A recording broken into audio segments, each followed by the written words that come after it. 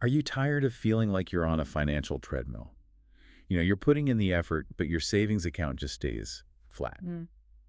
And do you ever look at the goal of saving that first $1,000 and just wonder why it feels so impossibly hard? It's often compared to climbing Mount Everest, and that's not just a feeling, that difficulty, that resistance you feel. It's cold, hard So science. it's not just in our heads. Not at all. It's No. a collision of ancient neuroscience and modern math. We hear the advice all the time, right? Yeah. That the first 10,000 is agonizingly slow, but the next 10,000 just appears almost twice as fast. Yeah, and it sounds like just a motivational poster quote. But it isn't. And today we're going to prove it. We're going to show exactly why that initial struggle is just exponentially harder than the math that comes later. Okay, so that's our mission in this deep dives, to give you the battle plan for winning this invisible war that's happening inside your own brain.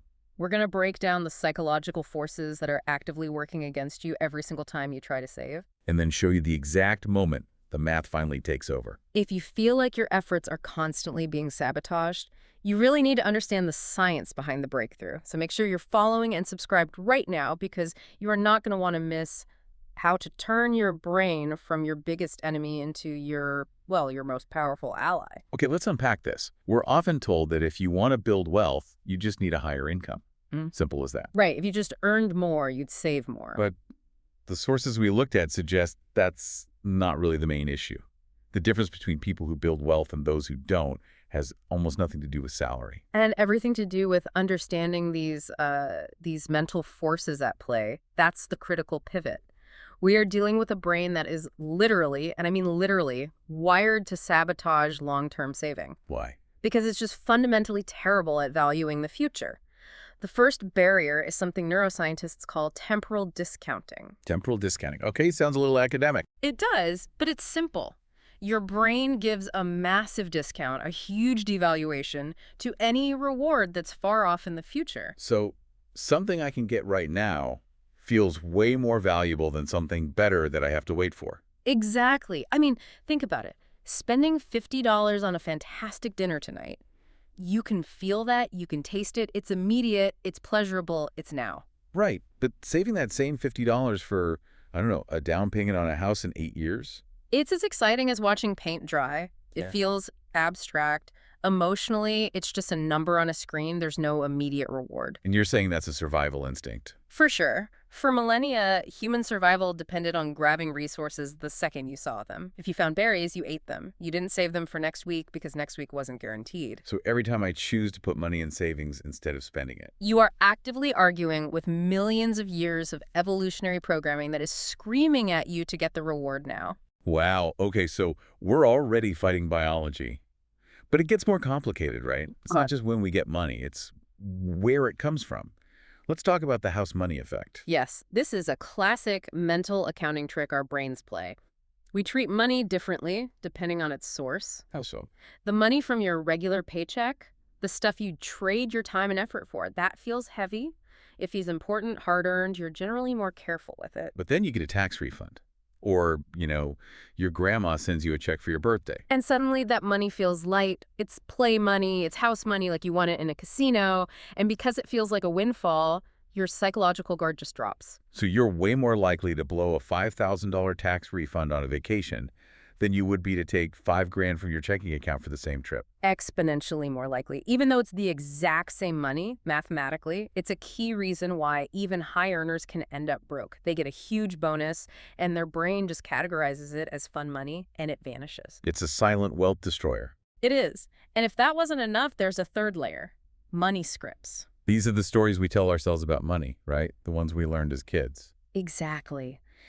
Deeply ingrained subconscious beliefs that run our financial lives.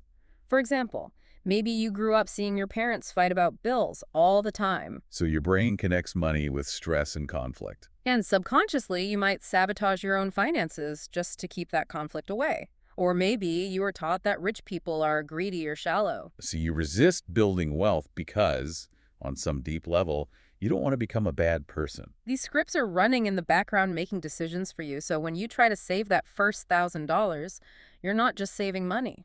You're fighting ancient survival instincts. You're fighting your brain's weird accounting system, and you're fighting decades of subconscious programming. It's an uphill battle on every single front. And that's why it feels so monumental. You're not just fighting a credit card bill, you're fighting yourself. That's right. Your brain is prioritizing the immediate, tangible thing you can buy right now. So saving that first thousand is this. It's a sheer act of psychological willpower. You're basically rewiring your own brain. But here's the good news. The sources were really clear on this. The moment you push through that pain, something profound happens. Yes. Saving stops feeling like deprivation. And it starts to register as an achievement. This is the psychological flip. It's all about a concept called self-efficacy. Belief in your own ability to succeed. Exactly. Before you have any savings, a goal like $10,000 feels like a fantasy. It's just an abstract number your brain can't compute because it has zero proof you're capable of it. You don't just feel broke, you feel incapable of not being broke. You've nailed it. Yeah. But hitting that first $1,000, that is tangible, undeniable proof. Your brain has evidence. Your brain rewrites the story. It says, oh, I am the type of person who can save money. I can do this. And that boost in self-efficacy is revolutionary. So people who save their first 1,000 are just way more likely to save the next 1,000. Exponentially more likely. It's not even about income at that point. They've forged a new identity. It goes from being an impossible sacrifice to just an achievable habit. Okay, but I have to push back a little. If you're only making minimum wage, the math is still brutal, right? Even with a new identity. The math is absolutely harder at a lower income. Let's be clear. We are not pretending it isn't. Okay. But the psychological hurdle is the same proportion of the battle, honestly. If you make $30,000 a year and manage to save $1,000, you have overcome the same behavioral challenges as someone making $100,000 who saves $10,000. So it's about establishing the habit against that resistance. That's what matters most. Because once that habit is forged, the math, no matter how slow it starts, begins to work for you. Okay, so we've covered the psychological warfare. The first $1,000 is almost entirely about your behavior. 100%. But after that, the math compound growth finally starts to help you out. It becomes your ally. Let's look at some real numbers here just to see how this acceleration actually works. Imagine you commit to saving just $100 every month. Okay, so that's 10 months of saying no. 10 months of what feels like zero progress. Right, that's the behavioral cost. 10 months to hit $1,000. Now let's say you invest that money and it earns a pretty conservative 7% annual return. In that first year, that's, what, $70? It's almost nothing. It's barely noticeable, and it's discouraging because it still feels like the whole 1,000 came from pure brute force effort. Yeah. But the magic starts when the principal grows. The returns you earn start contributing more and more to your next goal. So walk us through that. How does the timeline shrink? Well, that second $1,000, which originally took 10 months of pure effort, now takes about 9 months. Because your investment is kicking in a little bit. It's a little bit, yeah. The $4,000, that takes just under 8 months. By the time you're getting close to $10,000, each new 1,000 is taking you less than 6 months. Wow. So the interest isn't just a bonus anymore. It's an active participant. It's your partner. And this is where it gets really exciting. Once you hit $10,000 invested at that 7%, your money is making you about $700 a year, automatically. $700. Think about what that means in terms of your effort. You save $100 a month. That $700 is almost 2 months of your savings contributions. Generated while I'm sleeping Of or course. stuck in traffic. Exactly. Yeah. The money is literally working for you. Yeah. And that feeling, that passive income, it validates every single sacrifice you made in those first 10 months. So you stop checking your account with dread. And you start checking it with excitement. The habit becomes addictive. Yeah. You're rewarded by seeing this number grow on its own. It's a game you finally start winning. You know, if this is hitting home for you, if you're feeling stuck, please share this deep dive with someone you know who's in that same boat. That first 1,000 is brutal, and they deserve to know that the pain does end.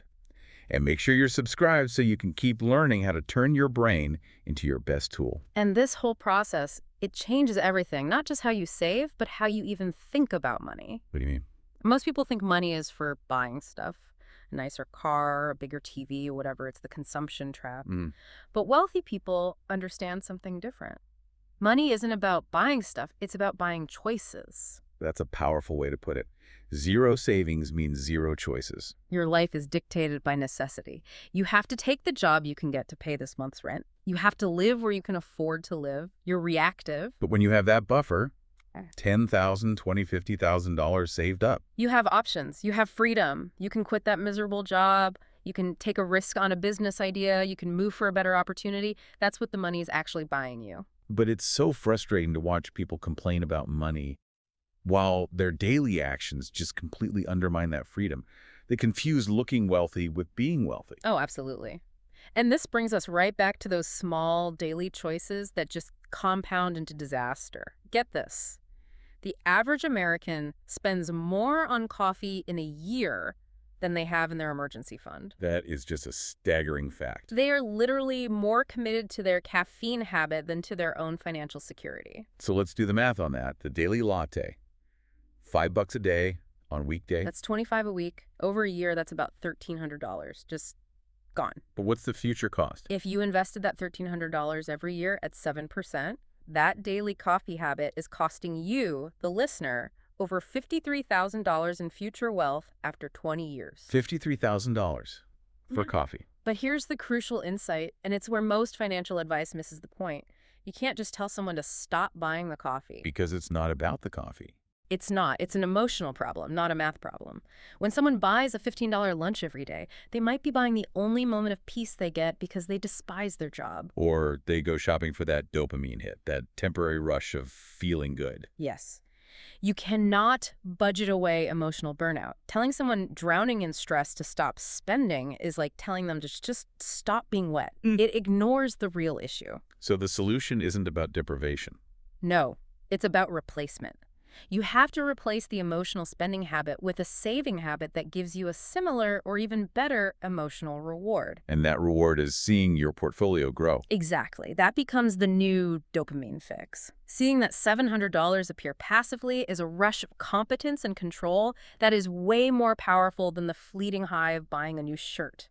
You trade a destructive loop for a constructive one. So let's just recap this.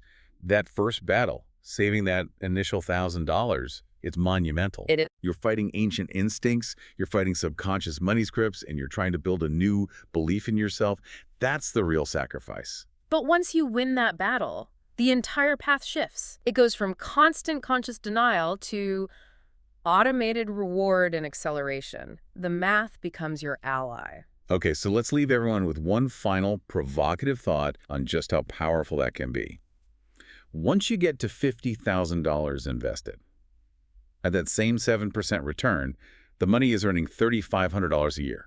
$3,500. That's almost $300 a month. Passively? And for context, That passive income is more than most people manage to save actively from their paycheck each month. precisely. At $50,000, you have effectively created a part-time job that never calls in sick, never asks for a day off, works 24 hours a day. And demands zero effort from you. That is the real goal. That is freedom. And the only thing standing between you and that reality is that initial, brutal but brief battle to save that first $1,000. Your future self, the one who bought choices instead of stuff, is waiting for you to start. Make that choice today. And make sure you're following and subscribed so we can keep helping you build that life one deep dive at a time.